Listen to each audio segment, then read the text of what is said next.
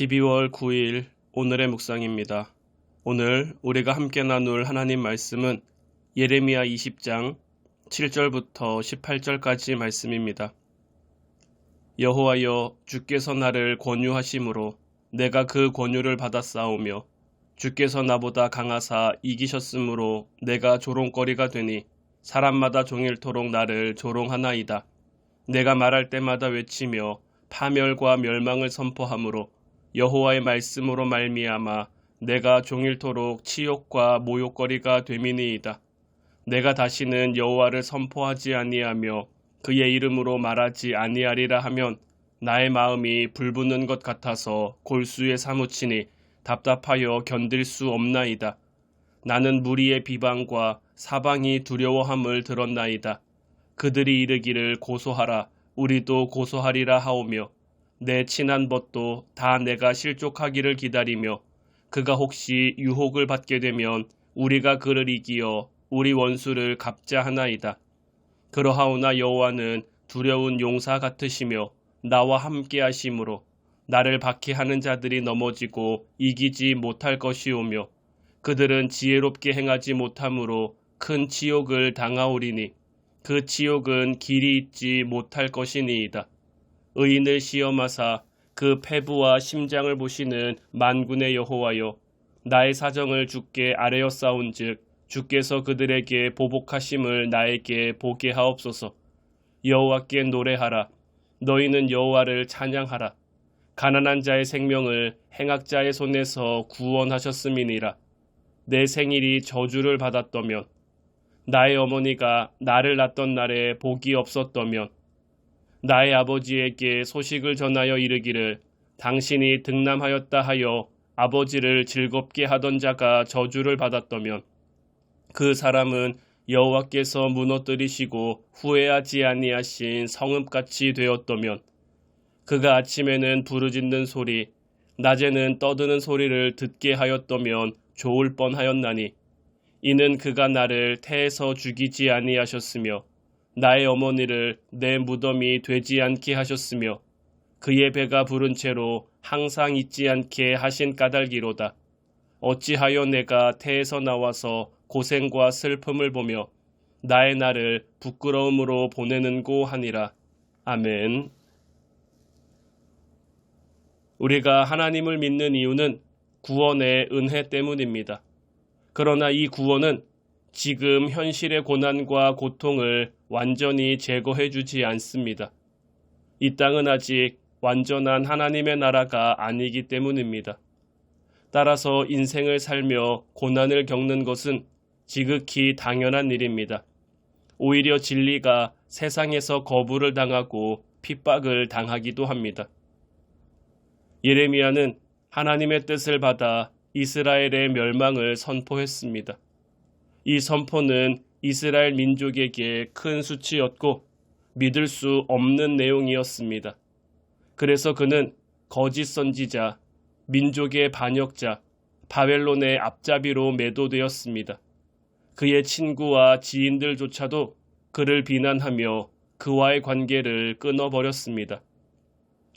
오늘 말씀은 이런 상황에 놓인 예레미야가 하나님께 그 고통을 하소연하는 장면입니다. 겉보기에는 하나님을 원망하는 내용으로 보여집니다.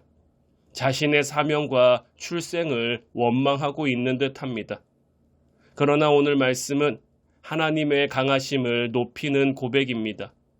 자신의 인생을 그의 뜻대로 인도하셨음을 고백하고 있는 내용입니다. 하지만 그 결과로 자신이 사람들에게 조롱당하고 있음을 하나님께 말하며 힘들어하기도 합니다. 우리도 우리의 인생을 살면서 받아들이기 힘든 조롱과 비난, 실패를 경험할 때가 있습니다. 여러분들은 그럴 때 어떻게 하고 있습니까? 우리는 핍박 속에서도 하나님의 은혜를 기다리며 인내할 수 있어야 합니다. 예레미야의 탄식은 반전됩니다. 지금 당하는 치욕에 대한 반전을 고백합니다. 세상의 핍박은 하나님을 절대 이기지 못합니다. 그는 하나님의 이런 승리를 표현하기 위해 하나님을 두려운 용사라고 표현했습니다. 두려운 용사로 사용된 히브리어 깁보르 아리츠는 다른 성경에서는 사악한 사람들을 향해 사용된 말입니다. 그러나 여기서는 하나님을 향해 표현되었습니다. 그 의미는 사악한 자들의 힘이 오히려 하나님에 의해 그들에게 다시 돌아간다는 의미입니다. 이것이 바로 예레미야의 믿음이었습니다.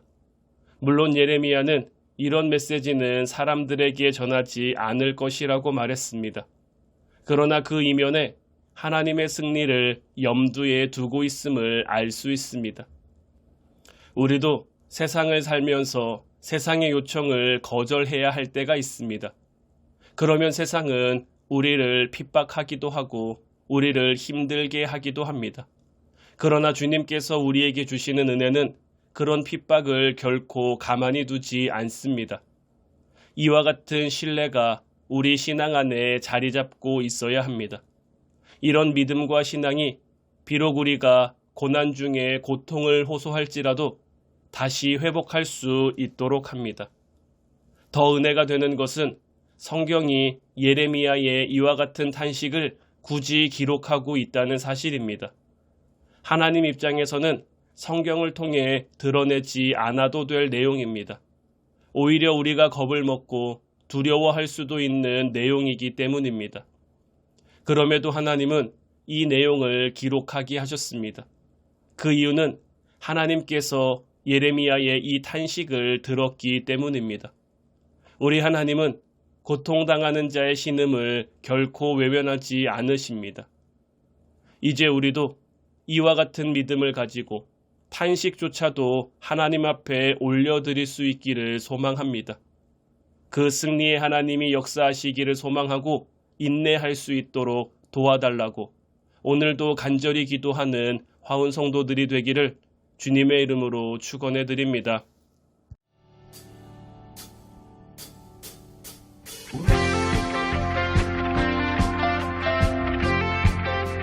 태산을 넘어 험곡에 갈지라도 주님께서 우리와 함께 하십니다. 여러분 믿으십니까? 우리 마음속에 주님의 평안이 차고도 흘러넘치길 소망하며 우리의 입술로 계속해서 고백하며 나아갑시다. 태산을 넘어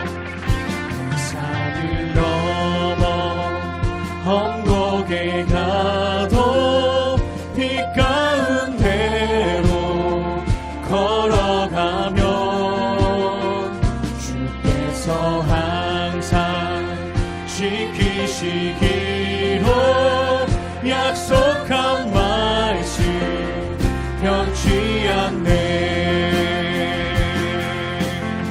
한 번 더 고백합시다. 태산을 넘어 험곡에 가도 빛 가운데로 걸어가면 주께서 항상 지키시기로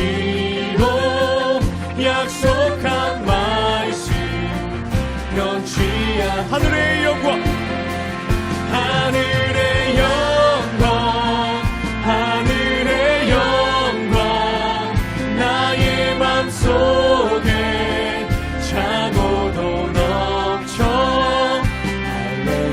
할렐루야를 힘차게 불러 영원히 주를 찬양하리. 아멘.